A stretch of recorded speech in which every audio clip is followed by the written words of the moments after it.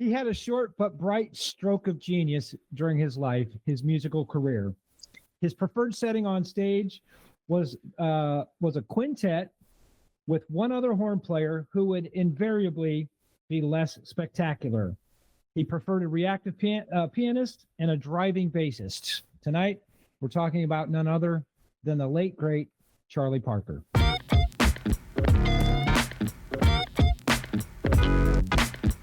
Welcome to the show, everybody. It's good to see y'all's faces tonight. Welcome. We didn't know who was going to talk first. Hi. Well, tonight, as Matt mentioned, we're looking at Charlie Parker, none other than Bird, the Savoy Master Takes. This was a compilation of music from 1944 to 1948. I don't have anything in front of me, so I'm just winging this. And this was from the Savoy record label. As Matt and I and Dad have found out this week, there are a lot of different takes, a lot of different masters, a lot of different albums to listen to. And as we'll find out through our dialogue tonight, Charlie Parker's records were all released as 78s early on. And so a lot of these are singles recorded onto a record from the Savoy label, not to be confused with the master takes from Savoy and Dial. These are the master takes from the Savoy as recorded most likely in studios. And Dad's found out, because of my ignorance at the time, that there are also some live recordings, some tape cassette recordings in studios. There are some horrible master takes out there. However, what we've dialogued about is Matt had bought the record or CD, and this will be labeled as SJL 2001 in the categories of the discographies. So if you want to find the exact album, SJL-2201 is the Savoy recordings, as what we talk about tonight. It originally had 30 songs on it, 5 of which are not on our record. That would have been a different pressing. So there are a lot of takes, but this is straight out of Jazzwise magazines. This is number 3 in our countdown from 100 to 1. The master takes from Savoy. Talk to me about what's going on with Charlie Parker, y'all. Well, why don't we just let him speak for himself? Let's play a clip. Let's play some clips. All right. So Matt, what clip did you want to hear? Song number 7 on the CD that I have is Coco, and that's a Parker tune where him and Diz play together. So start me right at about 15 seconds. Play the first 45 seconds for me. You'll get the melody, melody of the tune, and then Parker will go into a solo. So go ahead and start me right at 15 seconds. Here we go.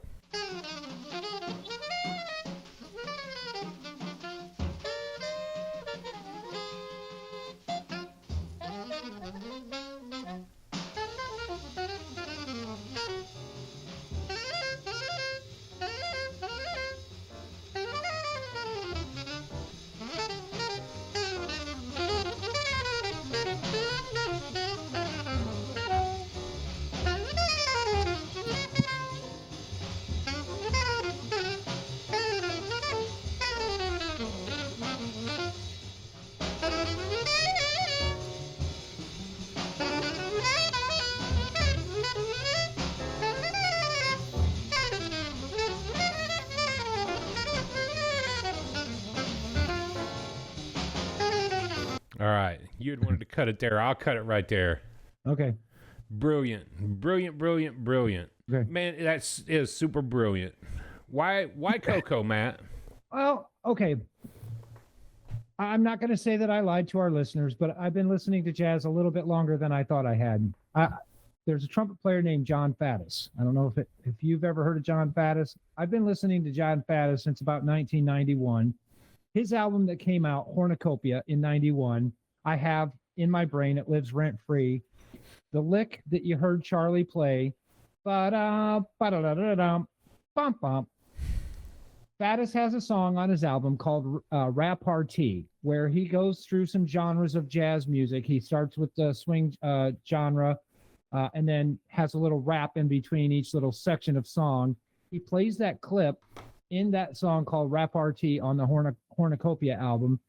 That phrase has lived rent free in my head since I've heard it, and I never knew where it came from until I studied Parker this week and heard that clip. And I'm like, I know that clip, and I know where I know it from so it stood out to me.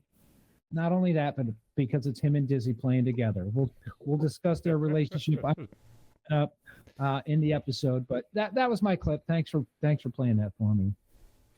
I found it rather enjoyable this week, going back to Parker's album, the correct one. You can hear the licks that every sax musician plays today. Mm-hmm. They've all studied Parker. They've all studied his lick. So that lick is iconic. And thanks for confessing that you've lied to us. You've been jamming with jazz since 91. That was when Shep was a pup. Now, it really wasn't a lie, though. Was it? No, it wasn't, because I've had a relationship with Pat Metheny's music since 89, 90. So, I mean, I have been listening to jazz. I just never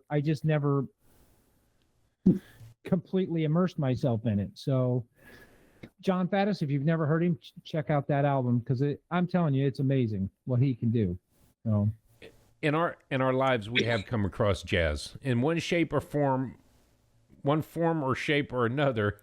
We have, just not really recognizing that we would go back and go, oh yeah, I've been a jazz fan. Not like these last few years. So, Dad, you're the newest of the jazz fans on the channel. What song did you want to hear tonight? How about Barbados, starting at 1:30, please?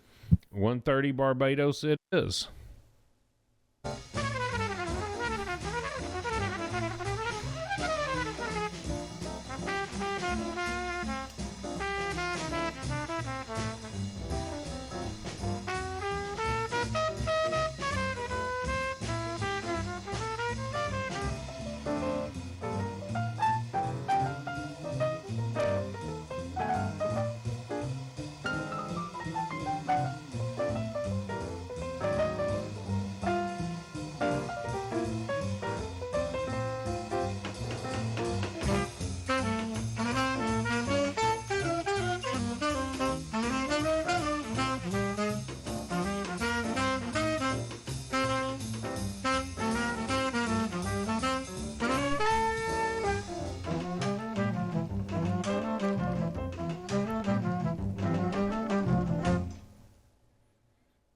There you go. Wasn't that good? Oh, that is so awesome. Yeah, that was so good. That is so awesome. And obviously I chose it because of the overall music. Each piece has its own part to play, and they come out very well. I was going to say strongly, but that might be an overstatement. Nobody's pushing or driving hard, but it just kind of flows, doesn't it? It's so, plus, sorry, I don't know, I just kind of like the title, Barbados. Barbados, yeah. You know, so would you say it's got a kind of a Latin flair to it? A little bit of a Latin. I would say that, yes. Yeah. So that was from 48. September 18th, 48 is when they recorded that. Had Miles Davis on trumpet, Parker on sax, John Lewis on piano, Curly Russell on the bass, and your man Max Roach on the drums. He can lay it down, can he? Yeah, he can. Yeah. And you know, it was a great clip, first of all, but I like the little statement that I read at the beginning of the episode where you would pick a horn player who would invariably be less spectacular. And little did Parker know that Miles Davis was going to shake the world as much as he did. And he picked Miles as his sideman for these recordings. So, because he was up and coming. He wasn't much yet. So that was a great clip to highlight both Parker and Miles, Dad. Good. It really was. It really was. All right, what about you, Drew? What clip you going to play for us? I had to hit pause there because I had picked out a song I really wanted to hear, and then I looked back at my notes because you touched on something, Matt. When you talked about who's playing on what, I'm going to put the link below. We found this on, I don't have the guy's website or the company's website. I do. It's disc, jazz disc o, jazzdisco.org. Okay. And I'll have the direct link to SJL-2201, the Charlie Parker Bird, the Savoy Recordings Master Takes. This copy is from 1976. And what it does is breaks out each song and when it was recorded, what studio it was recorded at, and which songs should be on that album based on that.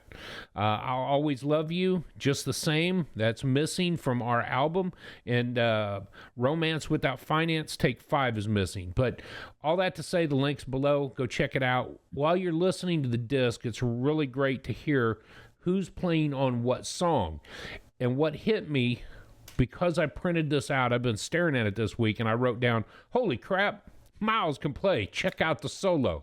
The song that I want to hear is Bird Gets the Worm. This was from the recording December 21st, 1947. Davis, Parker, Duke Jordan on piano, Tommy Potter on bass, and of course Max Roach on drums. So I'm going to start at 39 seconds. That way we can hear just the finishing of Bird solo and Miles.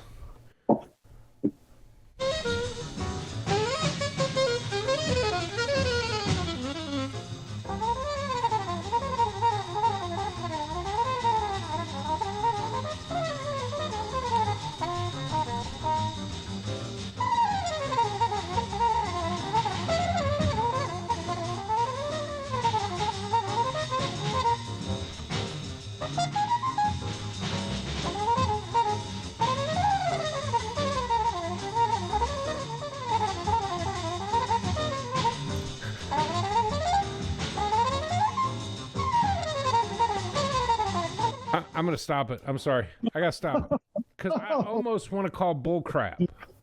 That's bull crap. And the reason I want to say that is that I remember reading some time ago that there were a couple of songs that Bird was recording that Miles couldn't play. And they kept hammering away. Diz came in to play on that track, but didn't take credit for it because he was not on the label to be there recording. But I also vaguely remember the story that he was there to play the piano because the piano player didn't have the union credentials. So on a couple of the songs that Miles couldn't play, Diz was on piano, and because he was there as the piano guy, he stepped into play. So I don't know if that's really Miles. It says it is, but holy crap. Well, that's the first thing I said when you were pre-playing the clip. I said, "Oh, that's Diz." And you said, that's not what it says." Original take 3. I know what it says on the website, but I'm finding it very hard to believe that Miles could keep up like that. Right? I'll do some digging. But if that's Miles, this was that first moment. We know that Miles is great. We do 6 Degrees of Miles. Miles has gone through many different genres, and I know that he played with Bird. I know that he can play. But if that's really him, that's a very unique sound from Mr. Miles Davis. And I have respect for him, but that just pushes me over the line. You know that he's got the chops to do what he can do. So I may be wrong, but that says on December 21st, 47, Miles Davis was on that track. Dad, what do you think? Miles or Dizzy? I really don't have an opinion at that point. I would rather believe, however, that it's Miles playing. You've heard enough Miles. We've covered several albums by Dewey. So we've only really covered one album by Diz. That was Show Enough back at what, 47? He was in the top 50. Yeah, 46. Yeah, I'd rather believe that it's Miles playing there. Okay. I agree with you. like you said, he's got the chops for it. But it was early in his career. I mean, in his showmanship, right? 47. That Yes. was 47. He Yes. would have been a Juilliard dropout. he walked away from it. So Well, hey, maybe our listeners, maybe our subscribers can tell us for sure. Yeah, that's for sure. Miles on that clip. That was a great clip, anyways. Mm-hmm. that is to me the quintessential bebop. This is what it was, and we're fortunate and unfortunate that so much of the early birth of bebop never got recorded because of the early recording ban. The fact that happened right as bebop was becoming a hot topic in the U.S., there was a recording ban. So a lot of the early birth of this was not picked up. So some of those live tracks, even on the wrong album that I sent Dad some year ago, even then, listening to that is the early birth of bebop. Parker's it. Gillespie's it. So Miles was in it. He didn't stay there long, but he was in it. Max Roach, obviously in it. So many of the names that we've come to love over 97 weeks are there at the beginning of bebop. Matt, do you have some information for us? Are you ready? I think I'm ready. All right, here we go. Just like I've said for 97 weeks. 97 weeks, whatever you do it to jazz. This week, you're going to hear coming up in just a few minutes our weekend music. That's pretty much what we do, listen to jazz all week long. Of course, this week we are talking about Charlie Parker, Bird, the Savoy recordings from 44 to 48. I did go ahead and put a picture of the artwork cover. It's just okay with me. I don't really understand the piece of art that's on the cover, but it's okay. The recordings speak for themselves. Let's move on to the next slide, the jazz style for the day. This style has really nothing to do with Charlie Parker, but maybe somebody that influenced by Parker, the name in the slide. Neo-bop jazz is the jazz style for the day. Neo-bop jazz, notably associated with Wynton Marsalis, is a comparatively accessible retro genre that emerged in the 1980s as a stylistic reaction against free jazz and jazz fusion. Neo-bop. When I think of Black Codes from the Underground, when I think of Standard Time Volume 1 by Wynton Marsalis, I can completely understand neo-bop because that's the genre that we ended up really digging. It really shaped my listening experience. Black Codes did.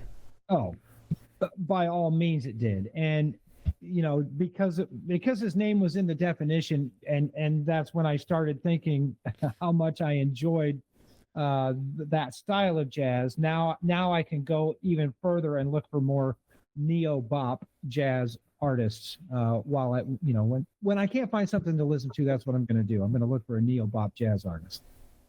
You have times when you don't know what you're listening for?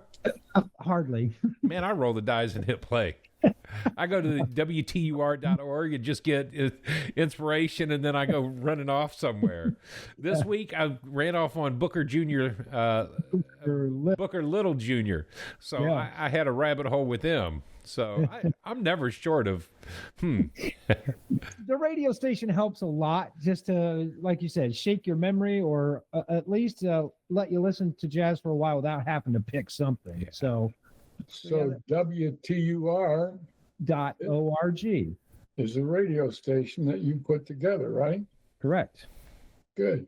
Yep. And you can pretty much listen anywhere in the United States and Europe. I've kind of blocked the German countries and the Russian countries from being able to access the radio station. That's just all due to licensing and everything else. So not a personal decision on that. So outside of the radio channel, where can you find this album, Matt? Where can you find this album? Yeah. Yeah, well, you can get it at all the major streaming platforms. I did check. I did check Amazon. I know that it's on iTunes. Oh no, it's not on iTunes. No. It is on Amazon and it is on Spotify. But this album is actually not on iTunes. So, Nor is it on YouTube Music. oh, so it's not all the major streaming platforms. Okay, well, Thus, we had the issue with the stuff that I sent to Dad.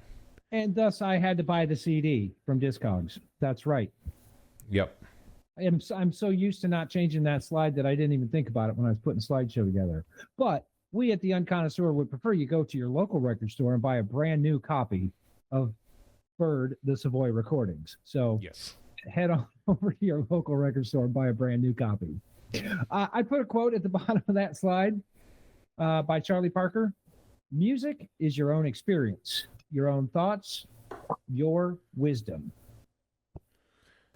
And I so much appreciate that, Matt. You sent an hour-long Documentary over, and you hear about Bird's life, and you hear the early getting kicked off stage by the drummer, and you know the determination to go make music his own. He decided at that moment, I'm gonna go hammer this out. I'm gonna figure this thing out, and he comes back and he does just that. It became his. He got to own that moment, own that sound, own that style. And I think it's your thoughts, it's your wisdom all pouring out of your instrument. He was so humiliated by getting kicked off the stage. And he could have had the mindset, you know what, forget this. I don't want anything to do with this ever again. Or he had the complete opposite mindset where I'm going to kick this thing's butt and never have that happen to me again. So, I'm not going to go into the psychology of it, but as a child, he was given every opportunity to do things like that. Yeah. And many times failure is not what the word he was looking at, but it was an opportunity to grow. So I think his mom played a major part in that influence of him experiencing music like that. Right. All right, let's move on to the next slide. We'll talk just a few facts this year in history. Of course, this is a spanned album from 44 to 48, so I just chose 44 as my year in history. I love 1944 anyways because of some of the historical things that happened, and I highlighted one of them on my slideshow. But U.S. troops invade the Marshall Islands in 44. Casablanca wins the Best Picture at the 16th Academy Awards. I just found that interesting, the 16th Academy Awards, because, I mean, I'm not a huge Academy Awards fan, but I will tune in every once in a while. What are we on, like 95th annual or I don't know? I was just trying to do the mental math. 1944 minus 16 years. Yeah. 34, Yeah. 38, 1938. So, ooh. Yeah, we're way up there in the numbers. So 28, but I'm sorry. It's the 16th Academy Awards. My math is not mathing tonight. And I'm not a quick mather either. Dad, how? Yeah, that's the way I would have done it. 1928. 19. Okay, so it's 96 years old because Yeah. 2028 would be 100 years. Yep. It'd be 97. Somebody's 97. going to comment that my math is off there. That's all right. Rolling right along. We both went to Harding, so we can't expect. Amen. Can't expect. All right. Operation Overlord, of course, happened in 1944 on June the 6th, which happens to be D-Day. Why is that important to me? Because I was on the beach 50 years for the 50-year anniversary on that beach for the 50-year anniversary of D-Day. I heard all about Operation Overlord. We toured the France countryside where all of that stuff went down. So it sticks in my mind every year. It's June 6th, 2024, 2025, and it's just in my brain now. So I think about that every year. The next fact, Metropolitan Opera House hosts jazz for the first time. And it just so happens that it was Pops and Benny Goodman playing in 1944 at the Met Opera House. Fabulous. I know, isn't that cool? Yeah, that's a cool fact that I thought I'd put in there. Unfortunately, in 1944, Glenn Miller passes away. And again, he was huge for that time period, that swing. You know, World War II, that big band swing music of Glenn Miller, it puts me in the mood to listen to jazz. Get it? In the mood? Swing, swing, swing, baby. Take 5. That's right. That's right. Okay, and also in 44, Frank Sinatra, the Barry Sachs John Sermon, and Billy Mays are all born that year. These are just a few facts that I decided to highlight. If I didn't highlight your facts from 1944, please don't come after me. They're just a few that I picked out to highlight from 1944. All right, let's go ahead and move on to the timeline slide. I like doing the timeline slide, but it's just a small dash in the middle of what happened between 1920 and 1955. So 1920, Charlie was born. He was born in Kansas City, Kansas. And yeah, I mean, it was a hot spot for jazz. Let's put it that way. Kansas City, Kansas was a hot spot for jazz. He was born in the right place at the right time. In 39 or 40, 41, he and Diz basically created bebop, the jazz subgenre that we know as bebop, 39 to 40. Of course, in 1944, the recording ban lifted, and Bird and Diz get to work together again to record some music. In 1953, they perform at Massey Hall with Charles Mingus and Bud Powell and Max Roach. The performance at Massey Hall was something that I was reading about, so I decided to highlight that on the timeline slide.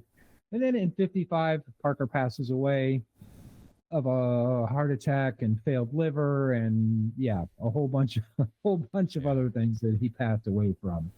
So again, that's just a small little timeline, just a few facts between the dates. All right, let's move on to the information slide. This will start basically our discussion on the Parker album. Some of the influences that I found for Parker, and while I was watching the documentary this week, I found another one. But Robert Simpson, who was a trombonist, started basically kind of giving Parker some tips as he was learning to play the sax. So I can only imagine that Robert Simpson influenced Parker just a little bit, even though he was a trombone player. His high school band director, Alonzo Lewis, was also noted on the wiki page as being an influence for Parker. But then in the documentary that I was watching today, Buster Smith, who was another sax player, was also just a huge influence on Charlie Parker's playing. So Buster Smith, I did not add him to the list. The Count Basie Orchestra. Dad, have you ever seen? You know who the Count Basie Orchestra is? Count Basie. I'm going to mute you. I've got it in my hand. He plays big band stuff, doesn't he? I knew that this was going to be a conversation. I'm going to mute you. I think he's been around for a little while. Count Basie Orchestra. I can't hear you. I can't hear you. What, 89 years? 89 years. Like that. Yeah, that's right. Yeah, they said that on stage when we saw them. Yes. Yeah.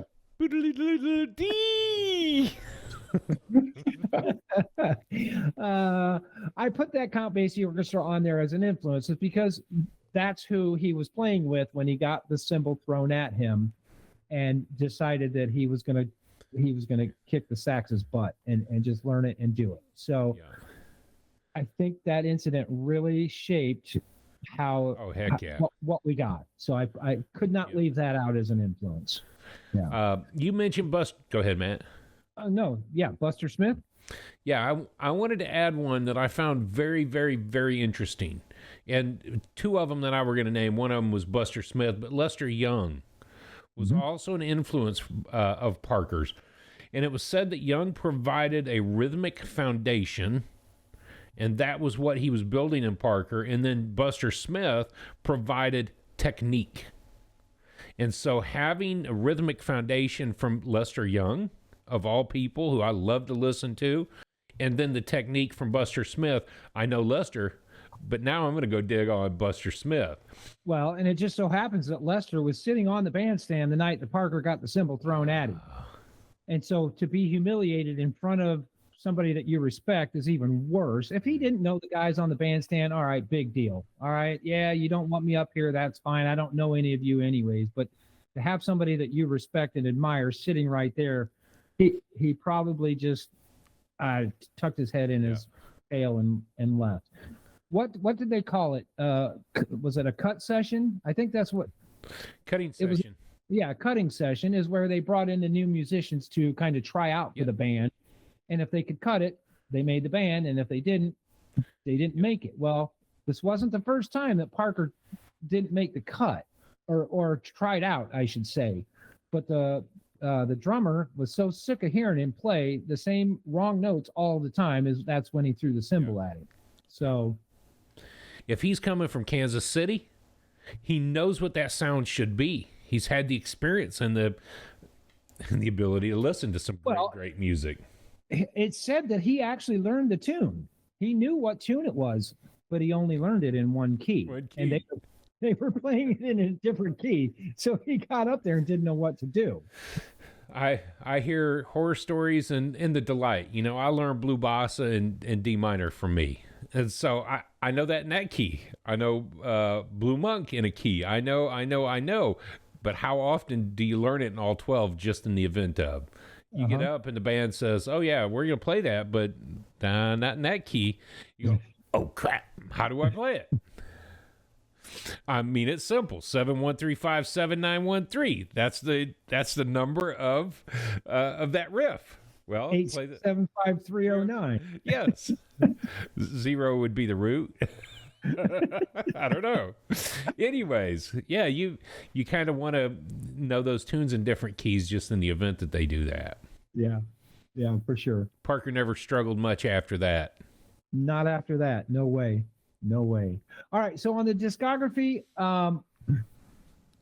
I didn't struggle this week, but I find it hard to believe that it was only 8 studio releases.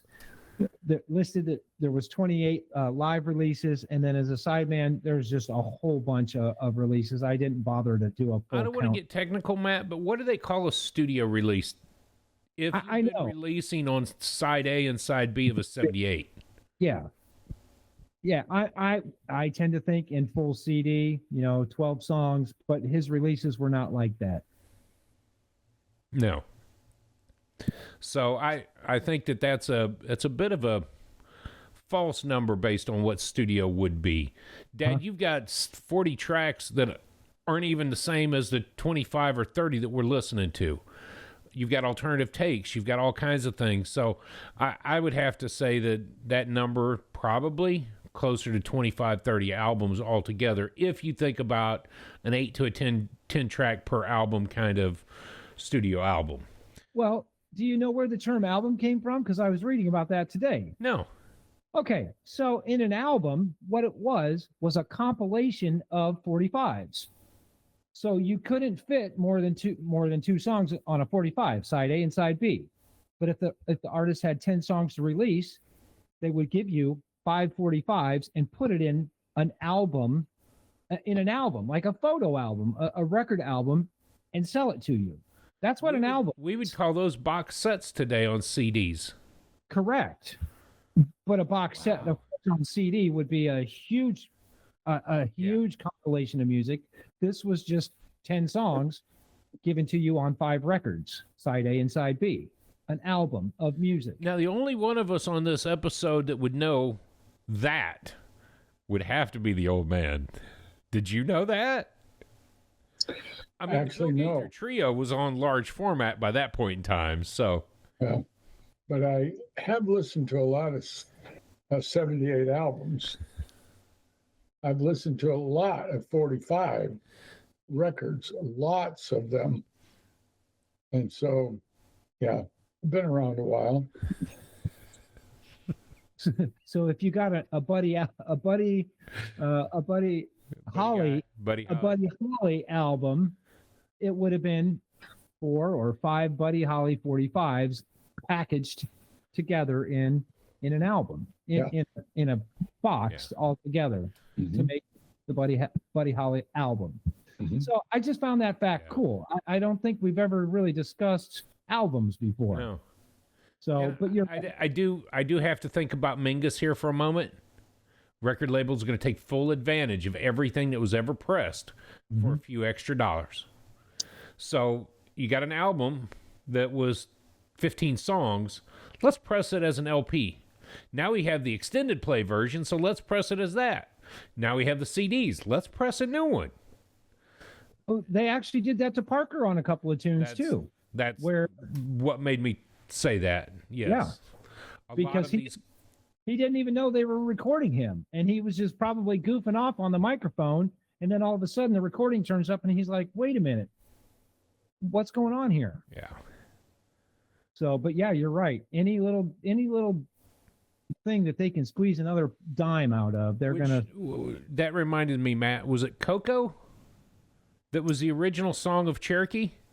Yes. Because they owned the record label. I think Cherokee was the original tune. Yes. And then he needed to re-record it, but he didn't have the rights to it, so he sped it up by twice as fast and called it Coco. And changed the solos. He sped it up, changed the solos, and boom, you got a new song.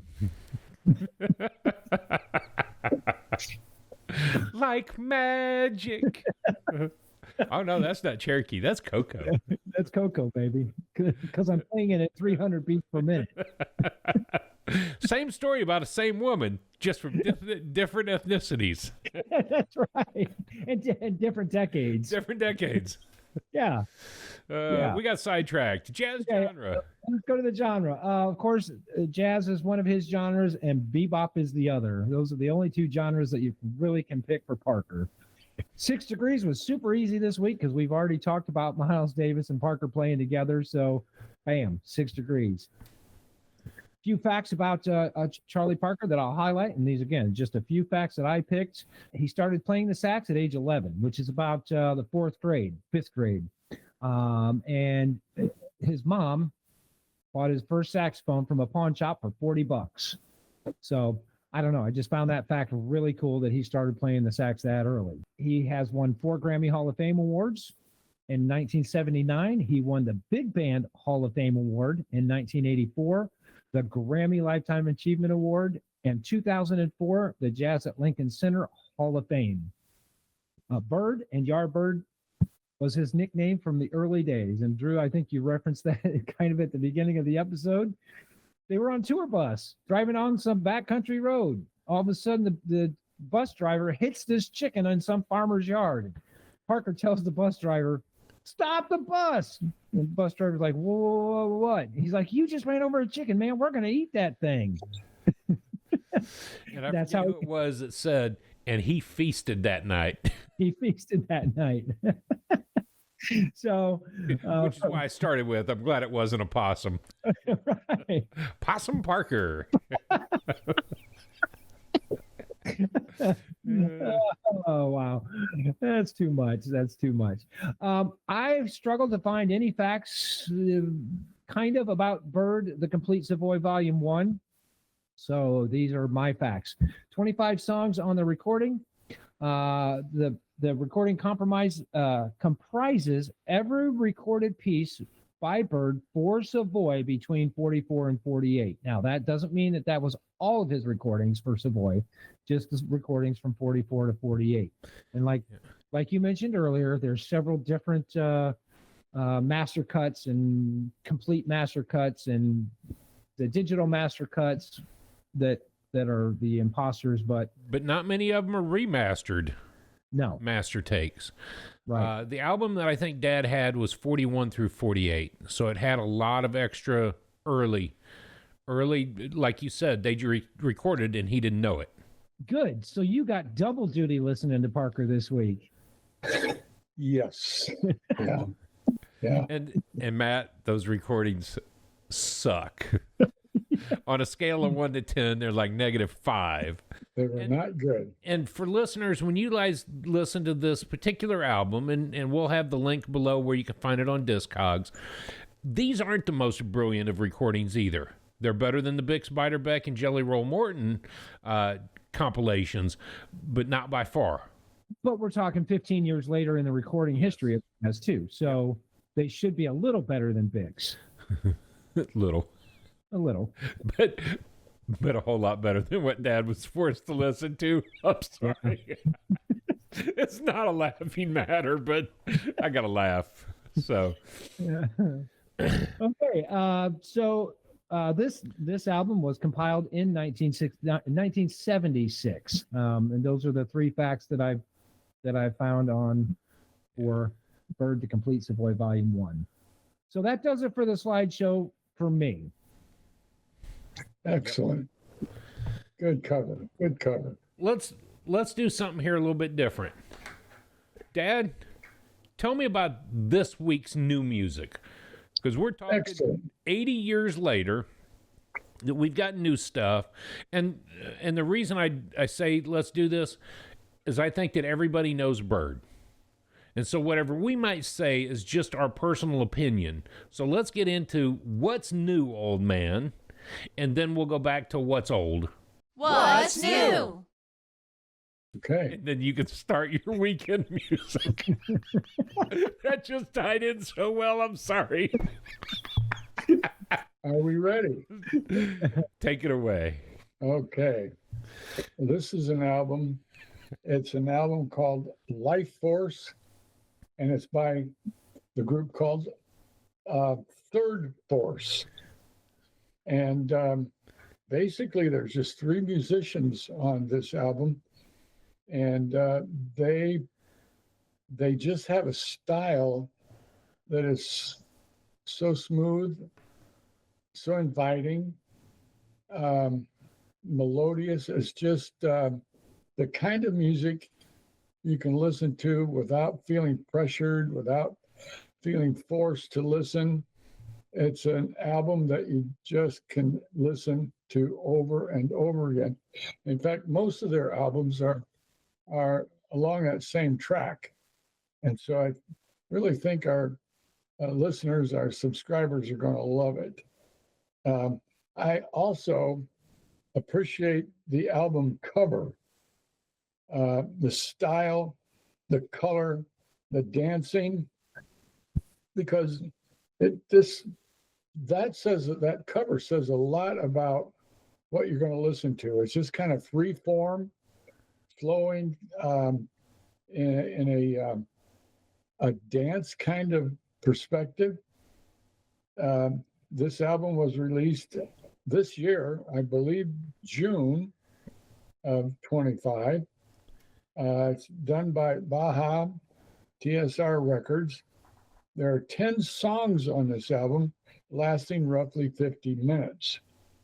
What I found difficult myself was I anticipated going to YouTube and finding the album in just one form with 10 tracks. However, that didn't happen. I was not able to find the full album. So at first I thought, well, I'll just listen to the single tracks one at a time. And then one of y'all gave me an idea. Maybe it's on something besides YouTube. So I checked Spotify, and the tracks are there. Now, I'm not a subscriber. I didn't pay for a subscription to Spotify. So I had to listen to at least a minute, 2 minutes of advertisement. But the tracks were there, so I was able to listen to the whole album. And just so moving and so inviting that I really appreciate this album. The slideshow suggests it straddles the line between smooth jazz, which it really is, and dance-heavy acid jazz. Have we covered acid jazz, Matt, Drew? Have we talked about acid in Matt's jazz? genre of things, we would have covered acid jazz. Okay.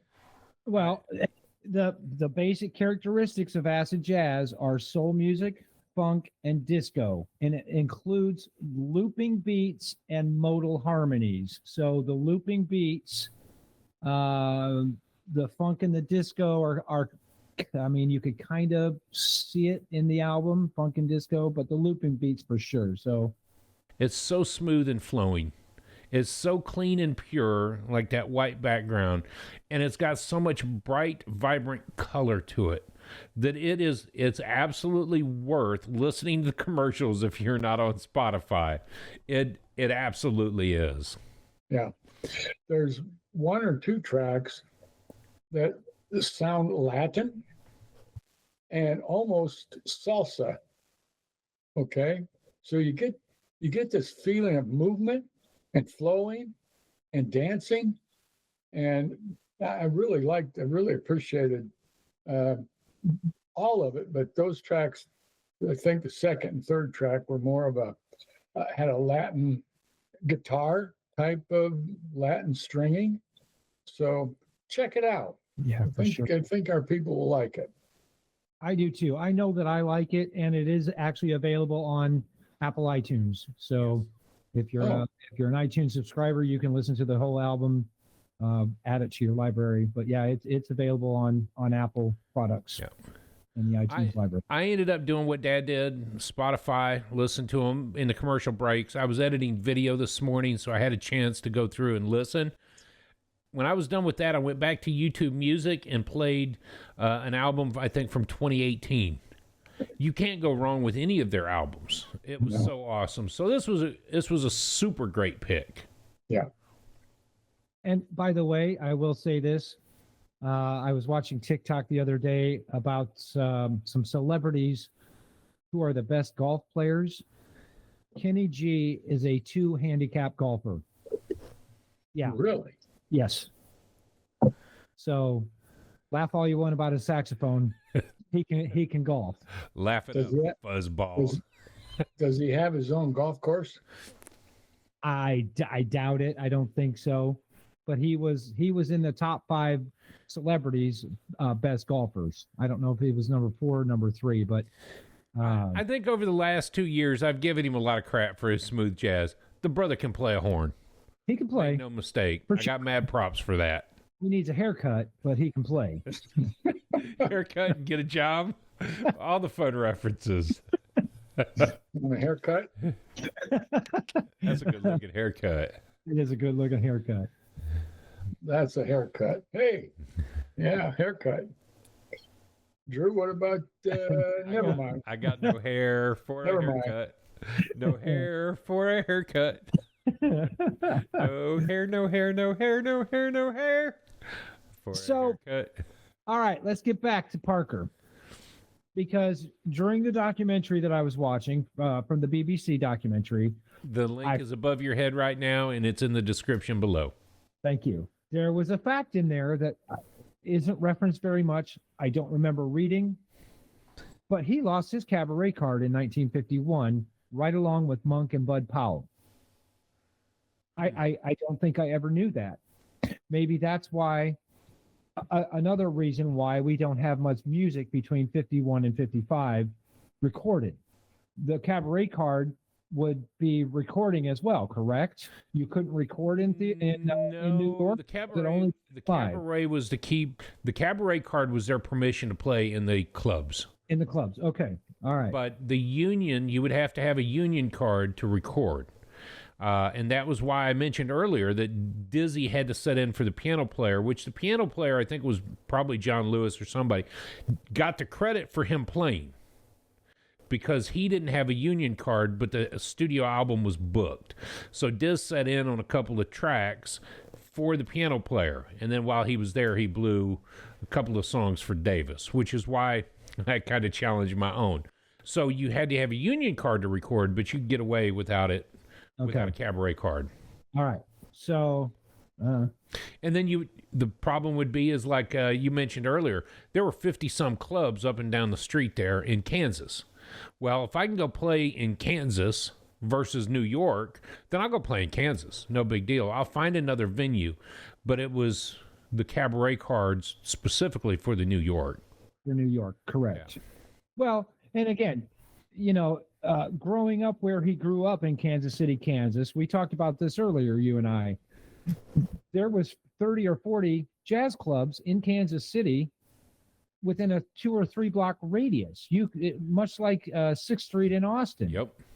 We don't have anything like that in Fort Wayne. I mean, the club room, but that's one club that you can go to and listen to jazz.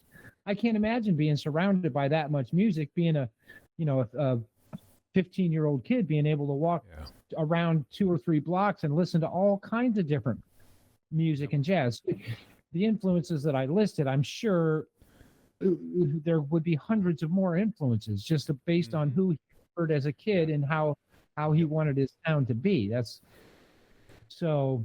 It's not that I didn't realize that, and we laughed a couple of weeks ago about Kansas City barbecue because. But the jazz scene in Kansas City in 30s and 40s, no doubt about it, that was one of the places to be. Yep. And I think a lot of it, if you look at geographically, it's upstream from New Orleans. And Richmond. And Richmond, absolutely. The cradle of recorded jazz. And enough distance away from New York.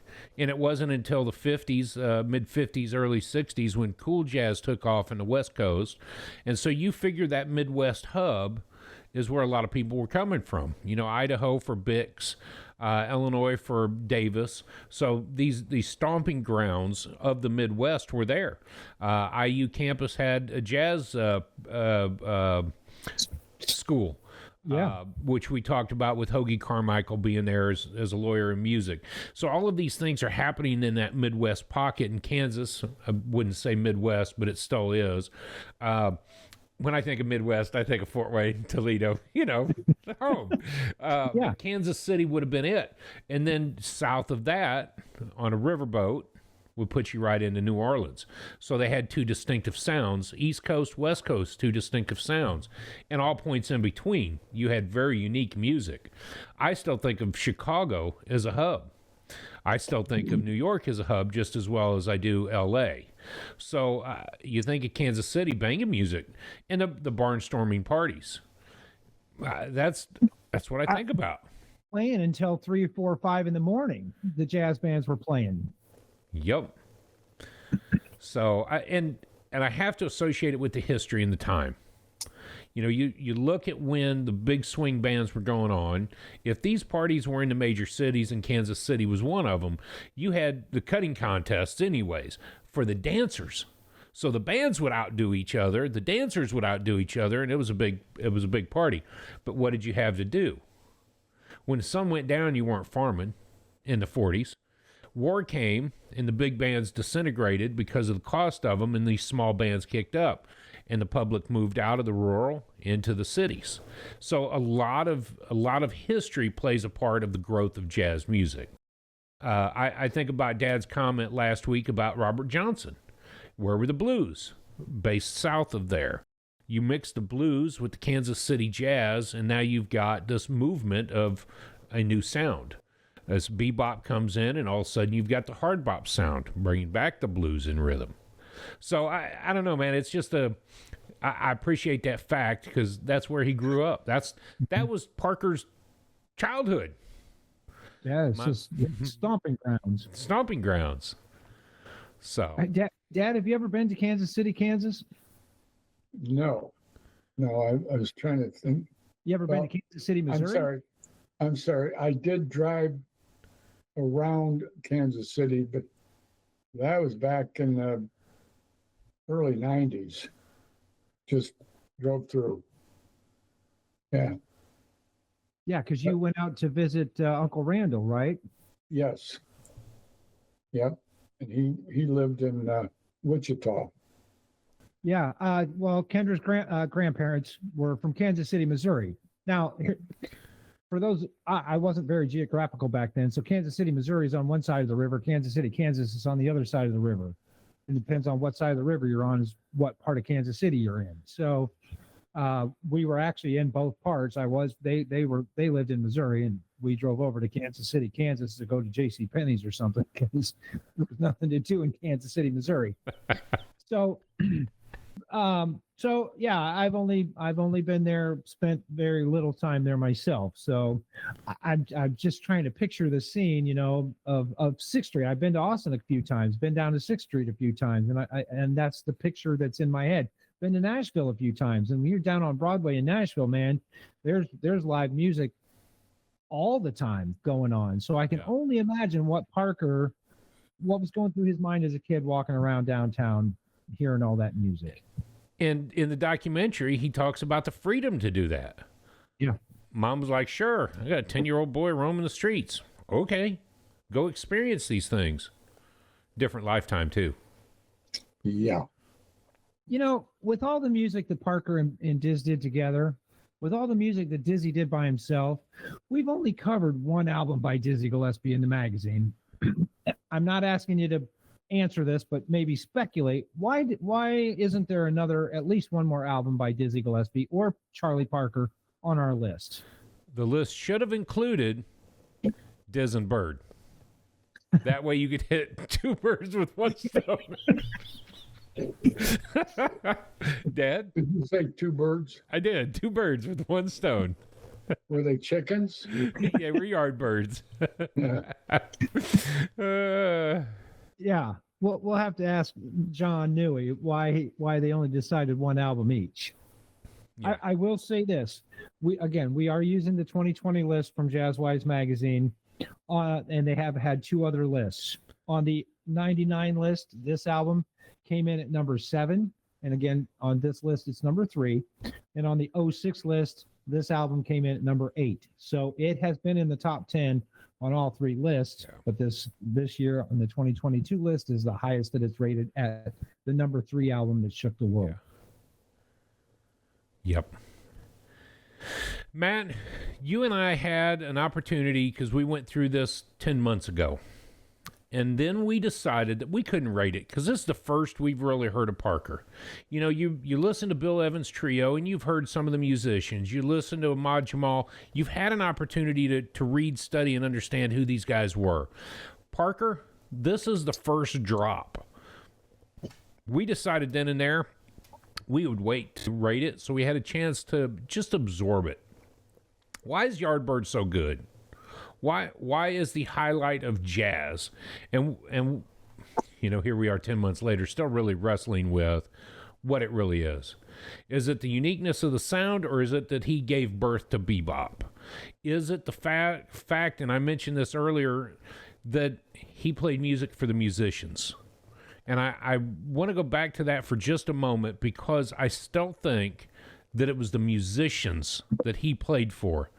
After getting tossed off stage by a cymbal, he decided, I'm going to come back with a ferocious fever for music. And thus bebop began. Did he play it for the listener? Or did he just play it for the musicians to prove that he could? I think he ran the fine line of both. I think he ran the line for playing it for the listener just based on the fact that he would play live in nightclubs, and if it got over their head while they're sitting there having their 75-cent beer to go in and listen, they wouldn't come to listen to him. He had to keep it interesting enough for them to understand. Later, when maybe the crowd left and there was 2 or 3 people sitting there who had 3 or 4 or 5 75-cent beers and they were not paying attention, that's when the band really started to wail. And Parker said, you know what, there's 5 people here, screw this, I'm going to let loose. And he just let loose and played for the musicians. That's what I believe. That's what I think. The recordings, different story. You're in a sterile environment. It's hard to capture the same feeling in a studio. Back then, it's hard to capture the same feeling as playing live in front of an audience. He didn't do a lot of live recordings, but he walked that fine line of saying, I got people here that are going to dance and have fun and want to have fun and drink and listen to me play. So I'll play for them now. And when I feel like it's time, I'm going to play for myself and the guys on the bandstand. Who was it?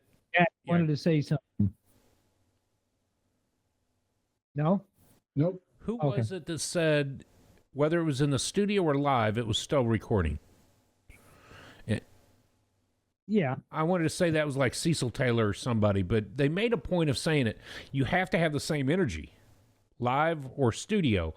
Yeah. But we all know you're going to have a very different energy when it's live.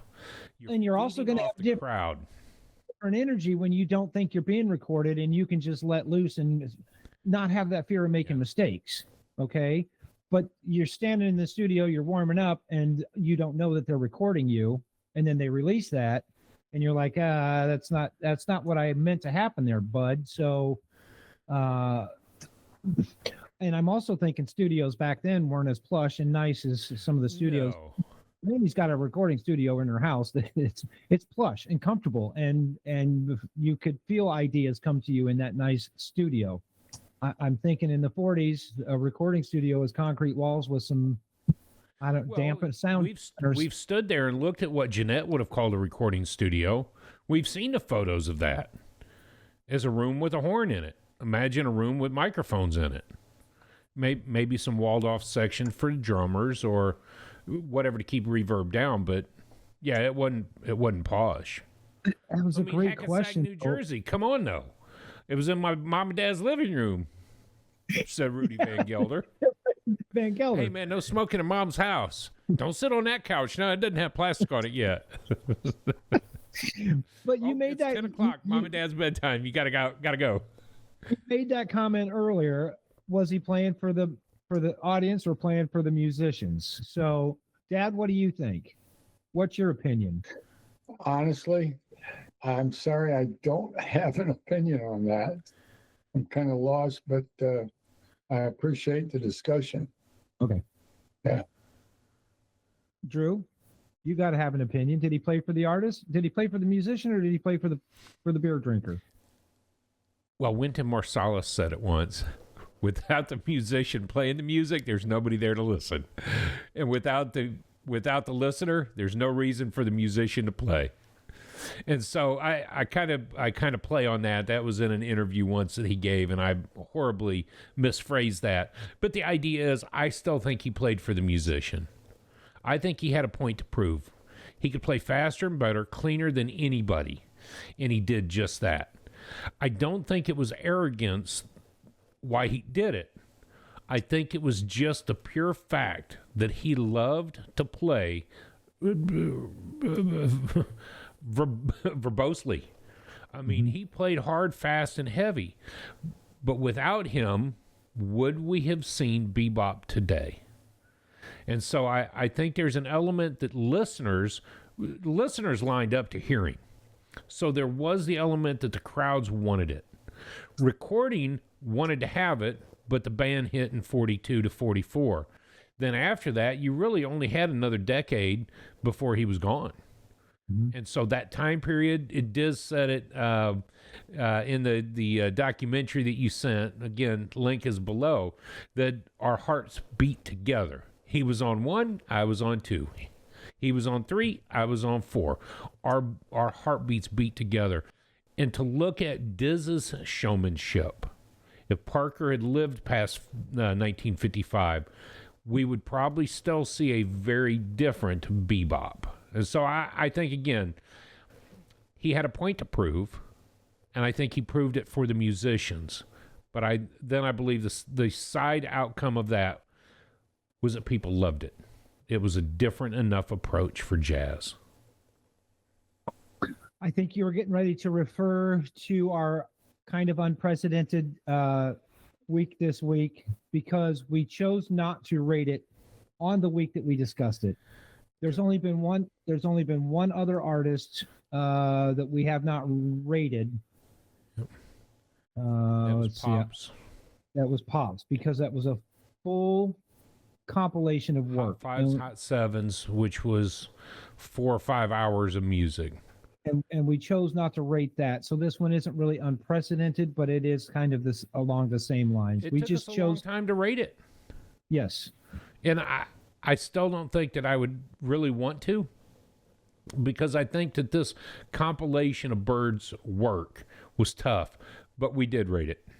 So maybe we don't tell them, and maybe we make them go to the website and check out our ratings. www.theunconnoisseur.com is where you can find out how Matt and I rated it. Dad's rating's not going to be in there, maybe for another 8 to 10 weeks, but you can find it there under the ratings. I'll put a link on our screen right now, so you can check it out. And of course, it's always in the description below. And that's what it took us it took us an additional 8 weeks of continuing to listen, continuing to Question. not necessarily study, but to question Parker. What makes him so great? In my mind, and I'll wrap up my discussion with this. In my mind, as a musician, or an ex-pro musician, Parker was always talked about in reverence. Oh, the great Charlie Parker, the great Bird. He had a jazz club named after him, for Pete's sake. So he must have been the greatest of the greats for me. And this is going to get some hate here. I didn't see it. Yes, he can play fast. Yes, he was ingenious. But as far as, yes, he was influential. For me, it was hard to give him a spectacular rating, just based on what I heard. Yeah, the music was scratchy. We don't like scratchy music. We like the new stuff that's all crystal clear and clean. I don't know. I don't know. For me, it was okay. It was good. Okay. It was better than good, but it wasn't great. I would have to say that I appreciated him because of the OG. So many saxophonists today try to copy his sound and style. So he has made that kind of crater and impact in the world today. Did any other jazz artist of that time have that kind of impact, with the exception of Diz? So I think there's an element of where it began is why there's reverence and respect. The fact that he could outplay anybody at any time, there's a reverence and respect. But so could Tubby Hayes when he was thrown into the New York scene. Everybody did these hard changes, hard keys, and he kept up. So he made very little impact. Oh, okay, Lester Young made an impact. Max Roach made an impact on jazz. Booker Little Jr. Miles Davis made an influence on of that time period. Okay, but Miles was of that time period. Harold Land. We can keep naming everybody that made an impact. But was it really that big of an impact? And I agree with you, Matt, by the way. I think it was only for the OG. He was one of the original OJs, one of the original jazzers that made this impact. Would it mean that this album is a must? If I'm going to tell you that you have to go listen to an amazing saxophonist, I'm going to throw you out with John Coltrane. Parker's good. And So how did this album, this Savoy, get to number 3 in our list? Because of some of the things you just said, or was there something else that would keep him above a 10? I think he's always in the top 10s. I think people smarter than us put the list together.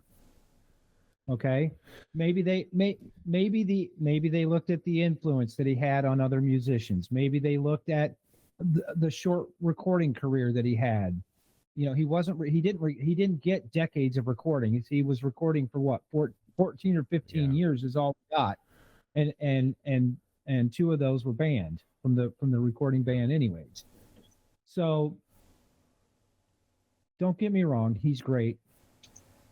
Don't get me wrong, but is he top 10 great, and then is he top 3 great?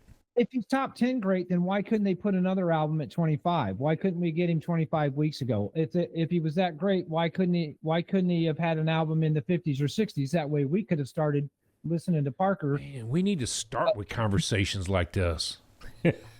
I know, because we're running short on time, but for me, if he's that great, we've already discussed 4 Miles Davis's albums. Yeah. We've already discussed 3 John Coltrane albums. Why are we only discussing 1 Parker album? That's my question. So I think our answer is we don't have one, which was part of our deliberation to really consider even scoring. And I think that smarter people will tell us why Parker's so great. The fact of the matter is, it still comes down to what did we feel? What did we appreciate or not appreciate about this particular album? And if it didn't move us, it didn't move us. And I could easily just write it off. He wasn't a trumpet player, but there's more than that. Diz and Bird to me is a better album because Bird the Strings is a better album. Oh, come on, holla! That was Dad? the soft side. Dad, what about you? What's your impression of the album? Well, it took forever, first of all, to think I'm going to go through. I think there were 35 tracks, and they were short, choppy, and marked with the static, the record. What is it when the needle goes through and it's just scratchy? Scratchy.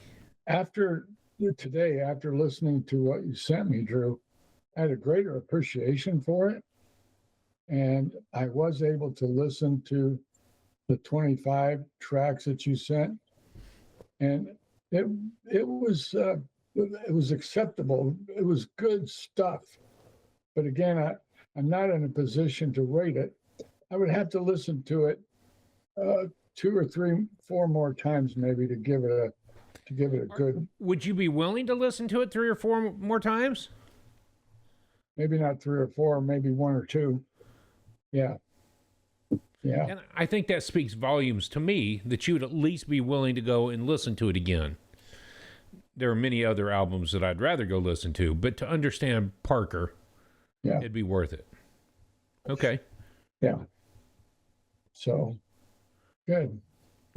So go check out our rating on the Unconnoisseur website. We're not www.theunconnoisseur.com. not going to give our ratings this episode because it did take us quite a while to even come to a number. It met our criteria. We use the criteria from How to Listen to Jazz by Jerry Coker. The craftsmanship, the awareness, the creativity, the spirit. It was the emotion this week for me that got me. Yeah. While we're here, if we can do a brief what's up, and Dad will get you your full health stuff here in a little bit. Thank you all for tuning into those as we go. But our week of music, speed round, ready, set, go. All right, here we go. It snowed here, and I got to shovel my driveway. And of course, I could not shovel without listening to jazz. I chose this week to listen to McCoy Tyner. While I shoveled yesterday, it was cold out. I was dressed warm and I was shoveling. I didn't want to come inside because I was listening to McCoy Tyner. I wanted to stay out and shovel the driveway. Got a couple more Coltrane albums under my belt. I think I have only 11 albums left to finish the Coltrane discography, so I've got plenty of time to finish that. A few things I'd like to highlight. Stranger Things just came out, and if you're watching the season 5, have you seen it? In episode number 2,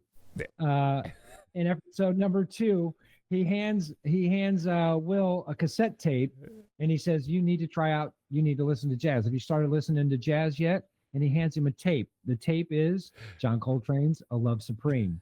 So, boom, highlighted jazz in a brand new episode of the Stranger Things. Also this week, Kendra and I watch a lot of TV.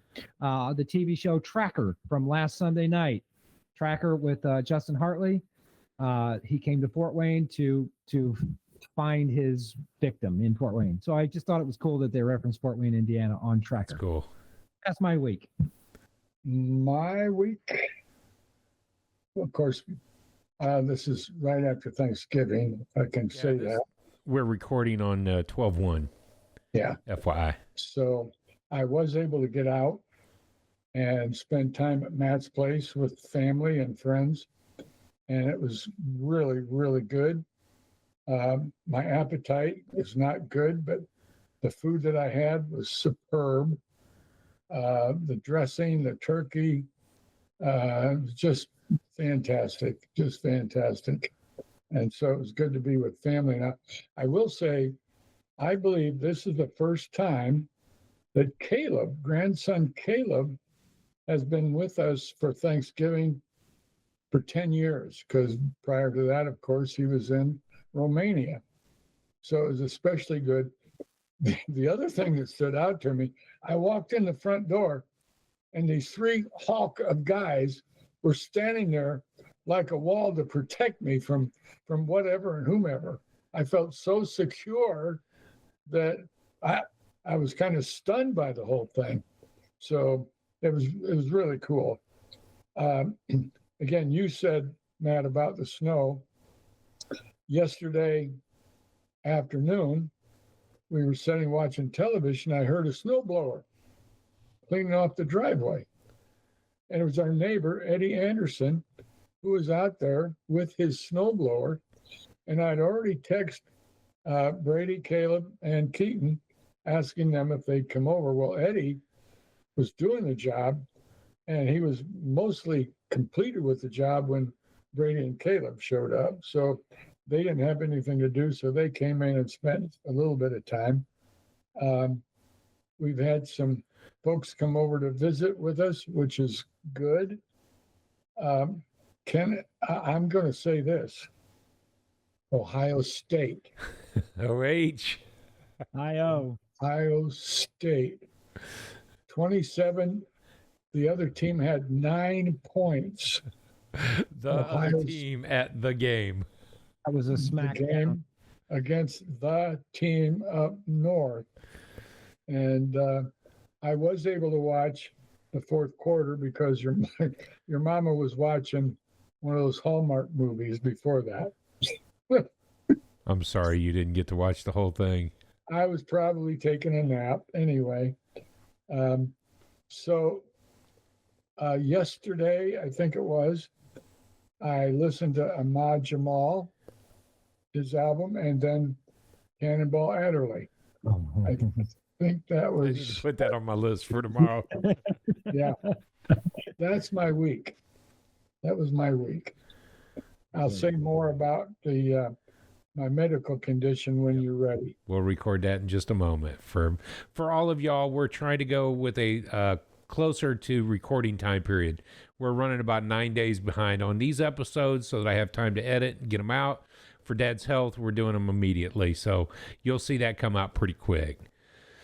My week in music, I want to say this, Booker Little. You know, we've listened to so much great music. Booker Little is not on our top 100 list. And something hit me this week listening to his music. Approachability. And that was why I talk about Parker the way I did tonight. Was it about the musicianship or was it for the listeners? Booker has a way of bringing the music to the people. So smooth, so, I won't say relaxing because it's not smooth jazz. It's bebop. But his delivery is so phenomenal that I was just really triggered by it. And I'm thinking, man, this guy, that's who I would love to emulate. His ability to deliver a melody is just flawless. I had a great time digging into his album, debut album, just called Booker Little Jr., and then Out Front was the other one that I got into. My week in music has been super great, and I look forward to this week in music. So, you want to introduce this week's artist? Dad, who is number 2? Woo, baby. And as he gets ready to talk about this, I want to interject this, Matt, just so we give everybody a heads up. If by chance Dad cannot join us on 2 or 1, we will hit pause on our countdown and we've got plans of what we will do in between. So in the event that chemo kicks your butt into ground, we've got every reason to not record until you're available. So who is number 2 on the countdown? Number 2, according to the Jazzwise magazine, none other than John Coltrane, and it's the Giant Steps album. It's an Atlantic album, LP, and CD. It features, obviously, Coltrane, Tommy Flanagan, Wynton Kelly on piano, Paul Chambers on bass, Art Taylor and Jimmy Cobb on drums, as recorded the 3rd and 4th of May and the 2nd of December in the glorious year 1959. John Coltrane, folks, next week. Be ready. The glorious year of jazz. Yes. 1959. Yes. Fabulous. Good. Well, we hope that y'all listen. Thanks for tagging along with us through this episode. Thank you so very much. And if you got comments about Charlie Parker, please feel free to leave them for us so that we can go through them and reply to you and let you know how we came to discussing tonight. Good. Any closing thoughts, Dad? If you get a chance, listen to Third Force. You're going to like it. Will do. If you get a chance, listen to Giant Steps. You're going to love it. Booker Little. Go. All right. Cheers, everybody.